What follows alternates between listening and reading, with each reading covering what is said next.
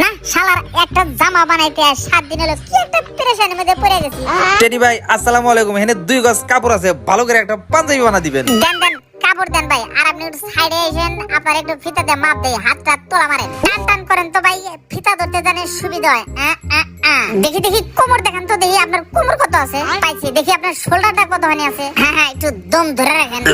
ওরে বাবা রে, আরে মিয়া আসতে দেন, ব্যথা পাই তো। আরে সঠিক মাপ না নিলে তো পাঞ্জাবি হবে না। আচ্ছা ঠিক আছে, তাহলে ভাই কবে আসবো? 7 দিন পরে এসেন, আমি রেডি করে রেখে দেবো। ঠিক আছে ভাই, গেলাম।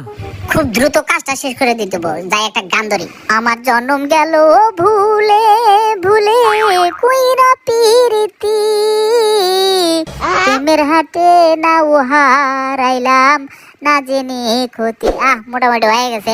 দেখি পাঞ্জাবি একটু ছড়াই, দেখি কাস্টমার পছন্দ করবে নাকি। ঠিক আছে ভাই পাঞ্জাবিটা হয়েছে নাকি? দেন দেন।